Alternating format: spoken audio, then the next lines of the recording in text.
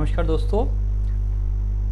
GST में इतनी litigation है, आप अपील क्यों नहीं फाइल करते? अपील की तो कोई फीस भी पे नहीं करनी। विदाउट जीएसटी अपील फीस आप अपील फाइल कर सकते हैं। केवल 10% डिस्प्यूटेड अमाउंट का टैक्स जमा करना है। तो आइए समझते हैं सेक्शन 107 है क्या और उसमें किन किन बातों को कवर किया गया है। आपकी अपील विदिन 3 मंथ फाइल हो जानी चाहिए। तो आप पे 3 महीने का समय है। अगर आपका कोई ऑर्डर डिसीजन आया है तो आप अपील फाइल कर सकते हैं विदिन 3 मंथ। कमिश्नर भी अपने आप साउ मोटो कोई ऑर्डर अगर पास किया है उसके सबऑर्डिनेट ने तो वो रिव्यू कर सकता है। तो ऐसे जैसे इनकम टैक्स में सेक्शन 263 है, सेम यहाँ पर है। आपने कोई अपील अगर फाइल करी है, वो लेट करी है 3 मंथ से ज़्यादा, तो आपको 1 मंथ का एक्सटेंशन भी दे सकते हैं। अगर आप पे कोई सफिशिएंट कॉज है कि भाई इस कारण से मैं टाइमली अपील नहीं फाइल कर पाया, तो 1 महीना आपको कंडोनेशन डिले की आपको ऑर्डर साथ में लगाना है और फाइल हो जाएगी। जी हाँ, आपके लिए 3 महीने का समय है, डिपार्टमेंट के लिए 6 महीने का समय है। उनके पास तो सब कुछ सिस्टम बना बनाया है, तो अभी 6 मंथ का समय दिया गया है। आप पे ऑर्डर आया पता नहीं चला, या भैया ऑर्डर हो भी चुका है, आपके किसी एडवोकेट ने या सीए ने रिसीव कर लिया है, आपको नहीं जानकारी में है, तो आपको 3 महीने का तो ध्यान रखना है। एक्सटेंशन केवल 1 मंथ का दिया जाएगा। अब हमारे पे टैक्स जो पे करना है 10% ऑफ डिस्प्यूटेड अमाउंट ही पे करना है, राइट। तो 90% का क्या हो गया? स्टे हो गया। तो बेसिकली यहाँ पर कोई स्टे एप्लीकेशन नहीं लगानी, ऑटो स्टे है। और अगर कोई इंटरेस्ट पेनल्टी के संबंध में है या आपकी अपील, तो जितना आपने एडमिट कर लिया इंटरेस्ट पे कर दो भैया, और अपील में बाकी छुड़वा लो। तो यहाँ पर आपको अपॉर्चुनिटी दी जाएगी, सुनने का पूरा अवसर दिया जाएगा, आप कवर कर सकते हैं अपना पॉइंट, ठीक है। अगर एडजर्नमेंट आपने एप्लीकेशन फाइल करी है तो वो 3 बार से ज़्यादा एक्सेप्ट नहीं करी जाएगी। तो बेसिकली यहाँ पर आपका कोई ग्राउंड्स ऑफ अपील छूट गई है तो बाद में भी उसको ऐड कर सकते हैं अपीलेट अथॉरिटी, बाकायदा आप पे उसका कोई कारण हो कि किस कारण से ये रह गई है। तो हम ज़्यादातर केसेस में क्या करते हैं, जब हम fact of the case submit करते हैं अपील के टाइम पे APL 1 में, साथ में ग्राउंड्स ऑफ अपील डिटेल में बनाते हैं, सारे पॉइंट को 1 बाय 1 कवर करते हैं। साथ में लास्ट पॉइंट ये भी ऐड कर देते हैं, we can add any additional grounds of appeal at the time of hearing. जो भी आपके ऑडिट एविडेंसेस हैं वो आपने हियरिंग में ही देने हैं। एडिशनल एविडेंस अपीलेट अथॉरिटी तभी मानेगा जब कोई कारण रहा हो गया हो कि आपने जो एविडेंस दिए थे बट ऑफिसर ने एक्सेप्ट नहीं करे थे, या किसी कारण बस आप दे नहीं पाए थे, तभी कारण पर हम एडिशनल एविडेंस आपसे एक्सेप्ट करेंगे। तो अपीलेट अथॉरिटी एक ऑर्डर पास करेगा जिसमें आपकी डिमांड को या तो कंफर्म कर देगा, मॉडिफाई कर देगा या एनल भी कर सकता है, बट वो किसी भी केस में सेट असाइड नहीं करेगा कि भाई अब वापसी जाओ अपनी अथॉरिटी पे, वहीं पे सुना जाएगा। ऐसा यहाँ नहीं चलने वाला। तो यहाँ पर एनहांसमेंट का भी प्रोविज़न है। अगर आपकी कोई डिमांड है और उसको भी बढ़ाया जा सकता है तो उसके लिए आपको प्रॉपर रीजनेबल अपॉर्चुनिटी भी दी जाएगी, ठीक है। अगर आप असेसिंग अपीलेट अथॉरिटी को लगता है कि आपने कोई टैक्स कम पे किया है, ITC ज़्यादा क्लेम कर लिया, रिफंड गलती से क्लेम कर लिया, तो उसको आपको पे करना पड़ेगा। तो कुल मिला के अपीलेट अथॉरिटी पे 1 ईयर का समय है जब से आपने फाइल करी अपील, उसके बीच में उनको ऑर्डर पास करना है। हाँ, अगर उसके बीच में आपने कोई स्टे ले लिया है तो वो पीरियड तो डेफिनेटली हम एक्सक्लूड कर देंगे। तो दोस्तों यहाँ पर हम समझ लेते हैं कि कौन कौन ऑथोराइज रिप्रेजेंटेटिव हैं जो एक्ट में सेक्शन 116 में अथोराइज्ड हैं, राइट। तो relative regular employee who can represent the case, advocate is also cover. हाँ, यहाँ पर चार्टर्ड अकाउंटेंट को कवर किया है।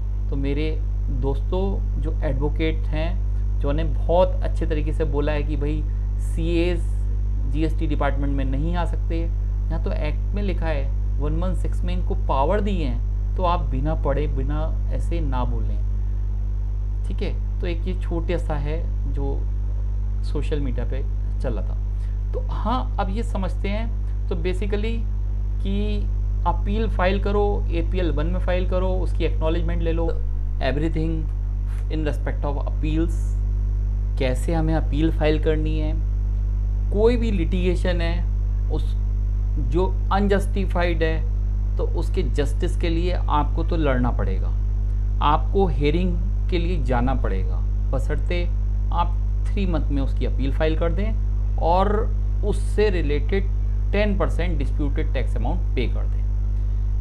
आपको ऑन पेपर अपनी फाइल मजबूत रखनी है, सारे डॉक्यूमेंट विद एविडेंस सबमिट करने हैं जो कि इन फ्यूचर वो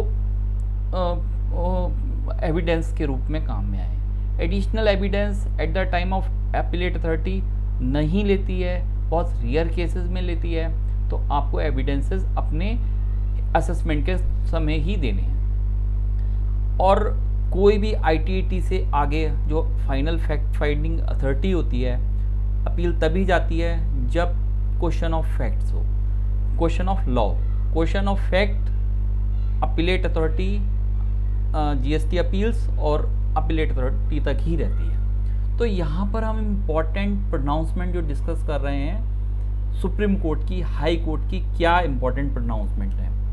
तो अभी एक सबसे इम्पॉर्टेंट जजमेंट आया था जो 19 मई 2022 को आया था, जिसमें ये कहा गया, सुप्रीम कोर्ट के जस्टिस चंद्रचूड़ जी का ये जजमेंट है, बहुत इम्पॉर्टेंट है GST इतिहास में।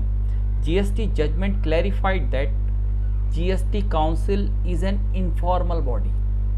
आपने इतनी सारी मीटिंग करी, इतने नंबर ऑफ चेंजेस ला दिए, तो आपके जो भी वो हैं सब इनफॉर्मल वे हैं, क्योंकि लेजिस्लेटिव की पावर किसके पास है? पार्लियामेंट के पास है, जो पार्लियामेंट का ही वो माना जाएगा, ठीक है। आपने कहा कि 2B के अकॉर्डिंगली हम GST लेंगे, देखा जाएगा, ये भी है, प्रॉब्लम तो हो रही है at present. Supreme court has ruled that GST council recommendation is not binding on state and as well as central. So pervasive nature की है आपकी जो भी रिकमेंडेशन है। As a court has gone ahead to categorically hold GST council recommendation has only pervasive value, there will be paradigmatic approach to the provision which are subject to judicial review by way of challenge constituency. तो Supreme Court has struck down IGST levy on ocean freight. तो dear exporters, तो आपके case में जो IGST लगती थी ocean freight के case में, तो पहले तो एक ऑर्डर आया था जिसमें कहा गया था कि अगर आपने IGST जमा करी है तो रिफंड के लिए जा सकते हैं। यहाँ पर कहा कि जमा करने की भी रिक्वायरमेंट नहीं है। तो in summarize, Indian exporter who has paid such taxes eligible for refund, further those who have not paid such taxes not required to pay. तो ये एक समरी वे में हम डिस्कस कर लेते हैं सुप्रीम कोर्ट और हाई कोर्ट के इम्पोर्टेंट प्रोनाउंसमेंट। 5 मिनट ज़रा ध्यान से देखिएगा। GST काउंसिल की बात हो गई कि भैया आपकी जो रिकमेंडेशन है बाइंडिंग नहीं है, कि लॉ की पावर तो पार्लियामेंट के पास है, वो ही फैसला सुनाएगी, उनकी बात मान्य होगी, ठीक है। तो ये union of India versus Mohit minerals का बहुत इंपॉर्टेंट जजमेंट है सुप्रीम कोर्ट का। सेकंड जजमेंट है भारतीय एयरटेल का, जो सुप्रीम कोर्ट से ये रिक्वेस्ट करी गई थी कि भाई आपको 3B रिवाइज करने की भी पावर दे दी जाए, तो वहाँ पर बात मानी नहीं उन्होंने कहा कि आप जो बाद में फाइल करते हैं तो उसमें आप अमेंडमेंट कर सकते हैं, रिवाइजन की पावर नहीं होगी आपको। BKC फुटवेयर का सुप्रीम कोर्ट का जजमेंट है, उन्होंने कहा अगर आपने इनपुट सर्विस पे कोई जो है इनपुट टैक्स क्रेडिट लिया है तो वो एडमिसिबल है, राइट। ग्रीन वुड ओनर का एक जजमेंट है जिसमें उन्होंने कहा कि आपका RWA है तो 7,500 रुपये तक तो कोई GST नहीं लगेगा मंथली मेंटेनेंस पे, उससे ऊपर GST लगेगा एक्सीडिंग अमाउंट पे।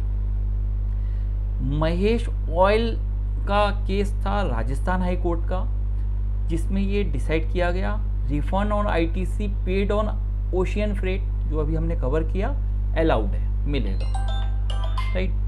नागराज अनुराधा का ये जजमेंट है मद्रास हाई कोर्ट का।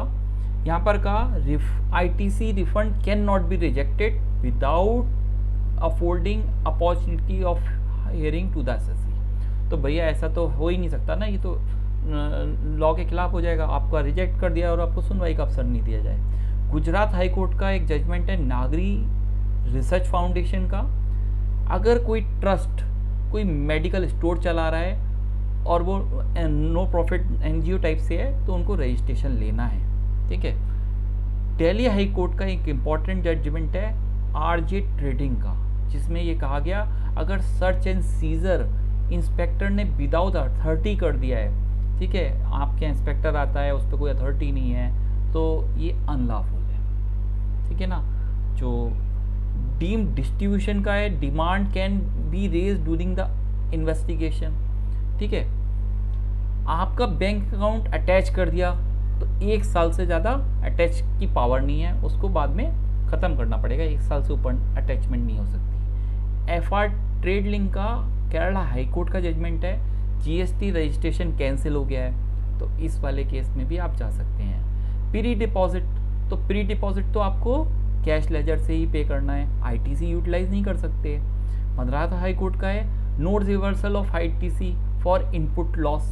आप मैन्युफैक्चरिंग के प्रोसेस में हैं, आपने जो प्रोसेस स्टार्ट किया मैन्युफैक्चरिंग का, मटेरियल रॉ मटेरियल परचेज किया और फिनिश गुड्स पे कम इनपुट मिला, आपको आउटपुट मिला, तो इसमें जो ड्यूरिंग द प्रोसेस जो लॉस हुआ है उसका इनपुट डिसअलाउ नहीं होगा। BMW, ये भामची जी का ये केस है कि भाई transitional credit can not be denied due to technical glitch. तो अगर कोई टेक्निकल ग्लिचेस की वजह से आपका कोई इनपुट टैक्स क्रेडिट नहीं मिल रहा, तो इसमें SSC की क्या गलती है?